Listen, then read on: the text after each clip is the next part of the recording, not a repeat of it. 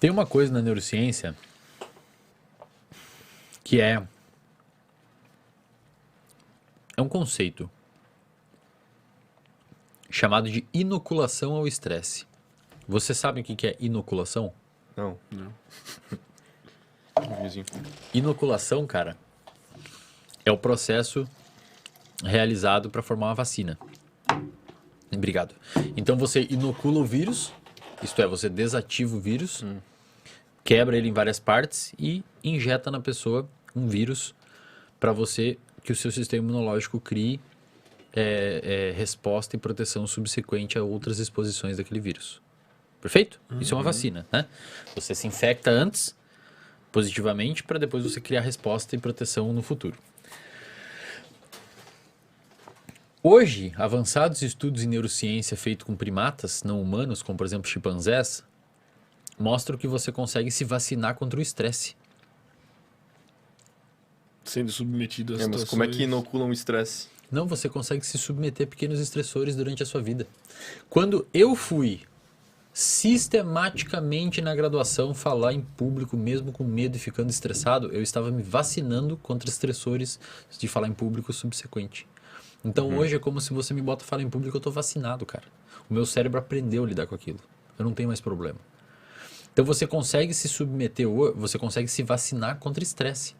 E isso foi muito bem demonstrado em vários experimentos, cara.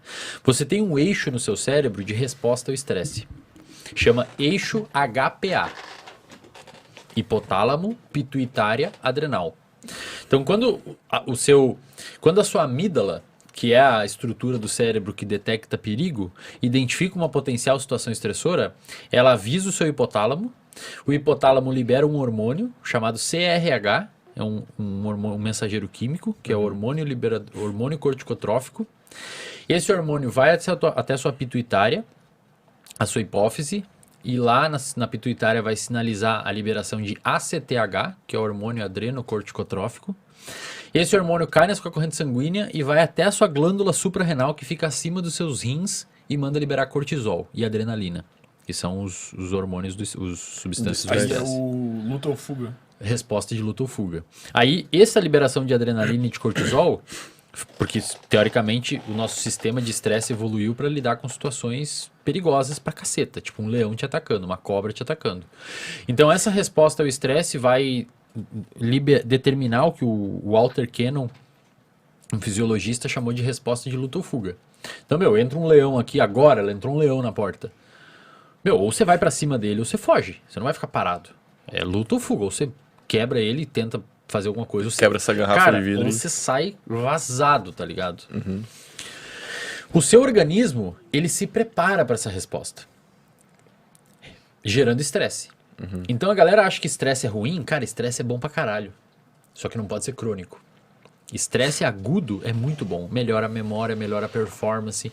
Por exemplo, hoje que a gente chegou aqui, talvez alguém estava um pouco estressado antes de começar. É bom, porque você foca, você organiza, você pensa, isso liga você. Você não fica sonolento. Então o estresse agudo é gostoso, é importante. E o nosso cérebro gosta desses estresses agudos. Tanto é que a gente paga caro pra ir numa montanha-russa. É uma coisa que te estressa. Pra tu se estressar. Exato, mas é mesmo. Então pensa assim, esse cortisol e essa adrenalina, uma vez liberada na sua corrente sanguínea, vai agir em vários sistemas fisiológicos para preparar o seu corpo para responder de luta ou fuga. Então vai aumentar a dilatação dos seus bronquíolos no seu pulmão, fazendo você conseguir captar mais oxigênio. Vai dilatar sua pupila, fazendo você enxergar melhor. Vai mandar o seu fígado fazer glicose no processo de gliconeogênese, para você ter mais energia. Vai liberar uma série de endorfinas e analgésicos endógenos, fazendo você ficar mais anestesiado e não sentir dor. Afinal de contas, se você está lutando com um leão, a última coisa que você tem que sentir é a unha sua que está encravada, né? Imagina. Tanto é que muitas vezes você está numa luta ou num jogo de futebol, você se machuca e nem sente. Você sente só depois. Acidente de carro. Você sente só depois, cara, que tá lenhado ali, porque o seu cérebro não ignora aquilo, porque não é importante no momento. Eventualmente pode, inclusive, liberar o que você tem no seu intestino e na sua bexiga, para diminuir o peso, caso você precise correr. Então você se caga nas calças e se mija, porque é pesado, não é bom ter aquilo ali. Enfim, você orquestra, o seu coração bate mais rápido, toda uma resposta, seu intestino para, porque não precisa fazer digestão naquela hora. Ocorre toda uma resposta de luta ou fuga. O problema é que muitas vezes a gente tem essa resposta de luta ou fuga em casa, no sofá, pensando no trabalho. Então você não está num ambiente que você precisa dessa energia. Então isso cronicamente é péssimo. Predispõe à depressão. O que hoje os pesquisadores mostraram? Isso em primatas e também já foi demonstrado em humanos. De uma forma menos fisiológica, mas existe um correlato óbvio porque, cara, os primatas nós somos primatas, né? Eles mostraram que se você pega um chimpanzé, que é praticamente um primo nosso muito próximo, e você... Cara, a gente é muito parecido com o chimpanzé. O chimpanzé não faz isso. E as cordas vocais são diferentes se eles não conseguem produzir voz. E o córtex pré-frontal deles é um pouco menos complexo que o nosso. O resto é muito parecido. Se você pega um chimpanzé e você estressa ele, não de forma tão grande e nem por tanto tempo, e principalmente esses pequenos estresses na infância e na adolescência do chimpanzé, quando ele for adulto e ele for submetido a algum estresse, essa atividade desse eixo que eu falei, eixo HPA, hipotálamo, pituitário adrenal, tem uma atividade reduzida quando comparado a quem não foi estressado. Fica na casca. É como se aquilo não estressasse tanto ele. Não ligou tanto o eixo de estresse dele. Então, respondendo a sua pergunta sobre pessoas que se fuderam ou que vieram do nada, eu não esqueci da sua pergunta. Bem respondida essa. Eu não esqueci da sua pergunta. Nossa senhora, velho. Não significa que a pessoa não vai... a pessoa que nasce em berço de ouro não vai se desenvolver. Porque muitas vezes o pai manja disso. O pai e a mãe sabem disso. Agora, eu arrisco a dizer que pessoas que foram muito mimadas tendem a se fuder mais na vida. Por quê? Porque eles não foram vacinados Inibiu contra o o estresse, né? Cara, qualquer coisa é um pico de cortisol gigantesco. É reprovar numa prova, a pessoa se afunda. É a pessoa receber um não no trabalho, a pessoa se afunda. Isso tem a ver com o limiar de percepção de esforço? Tem a ver com o limiar de percepção de esforço. A pessoa ela se transforma numa pessoa... Eu particularmente criei um termo, eu nunca ouvi esse termo por aí, eu criei, que chama mimado dopaminérgico. É uma pessoa que, cara, ela quer uma recompensa rápida, aqui e agora. Ela não consegue sustentar uma atividade para obter uma recompensa no futuro. Então é aquela pessoa que não consegue treinar, não consegue fazer dieta, não consegue estudar. É só, eu quero agora, eu quero chocolate, eu quero o TikTok, eu quero o álcool, eu quero cigarro, eu quero sair com os amigos, eu quero beber. É uma pessoa que não consegue estender uma recompensa. Agora, se isso é determinado pelo dinheiro que a pessoa herdou ou não, eu acredito que não, cara. Agora, se a pessoa foi muito protegida, isso pode prejudicar a saúde mental dela no futuro. Que pessoa que é essa, cara? É uma pessoa que você larga no meio de São Paulo hoje, ela não sabe pegar um ônibus, ela não se vira, ela não fala. E aí, meu, como é que eu faço? Me ajuda aí, esconde aqui, se resolve ali, dá os corre, tá ligado? Essa pessoa é uma pessoa mais propensa a responder a estresse. E tem que lembrar que quanto mais alto esse cortisol fica por mais tempo, aumenta a predisposição a desenvolver depressão.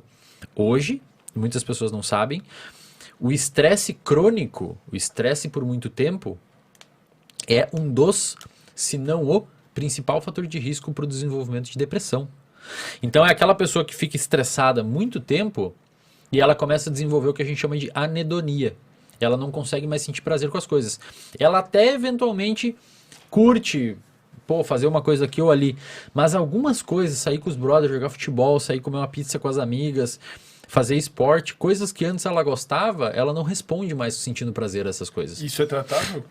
É tratável, e quando você vê o cérebro de uma pessoa assim, o estresse, o excesso de glicocorticoides, como por exemplo o cortisol, cronicamente falando, leva à morte de neurônios produtores de dopamina na área tegmentar ventral, que vai até o córtex pré-frontal. Você tem várias vias dopaminérgicas no seu cérebro. Você tem 5 descritas. 3 são de importância aqui. A via nigroestriatal, que tem a ver com o movimento, que sai da substância nigra e vai até o estriado dorsal, que é a via dopaminérgica que está degenerada em pacientes que têm Parkinson, por isso que eles têm problema motor.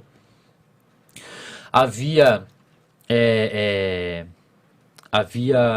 mesolímbica, que sai da área tegmentar ventral e vai até o sistema de recompensa, que é a via da recompensa rápida.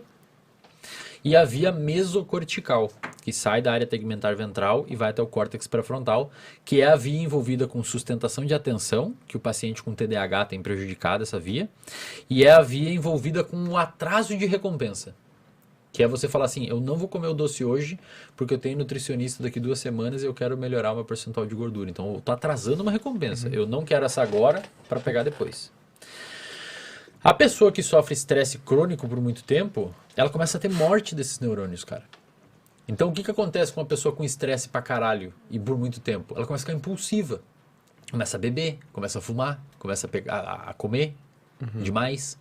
Por quê? Porque os neurônios dessa região que fazem o atraso da recompensa estão morrendo. Diminui as sinapses daquela região. Mas isso que eu perguntei, tipo, se é tratável, a pessoa chega a recuperar fisicamente, assim, tipo, esses neurônios? Cara, o que acontece é assim, para você ter morte neuronal sustentada significativa, é preciso ficar 20, 25 anos assim, num quadro de estresse fudido. Agora, o que você pode ter dentro de 5 dias, 7 dias estressado, é uma redução das sinapses, que são ponto de contato entre 2 neurônios. Fica mais burro.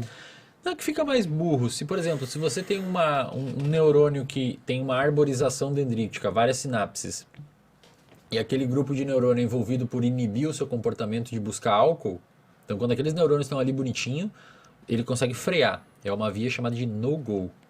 Não vou, não vai. Então o neurônio liga, é como se fosse o freio do seu cérebro. Freou. Se você começa a ficar estressado, o neurônio não morre. O DNA, o núcleo do neurônio, onde está a mitocôndria tem também no terminal sináptico, mas onde está o DNA no neurônio, você vai ter 4 neurônios ali inibindo o seu comportamento de busca por álcool. Esses neurônios é como se fosse uma árvore, tem galhos. E na pontinha desses galhos são as sinapses. Esses galhos, eles são retráteis, dependendo de como o seu cérebro está exposto a alguma coisa, eles podem retrair ou podem aumentar, dentro de um dia. Então agora talvez vocês estejam fazendo novas sinapses para absorver o conteúdo que eu estou passando para vocês. Por isso que muitas vezes cansa estudar, porque você está formando novas sinapses, novos pontos de contatos entre os neurônios. Só que eventualmente se você se estressar, você pode ter uma retração, então morre sinapses, mas os 4 neurônios estão ali ainda. Só que eles não estão funcionando muito bem. Eles não estão funcionando muito bem.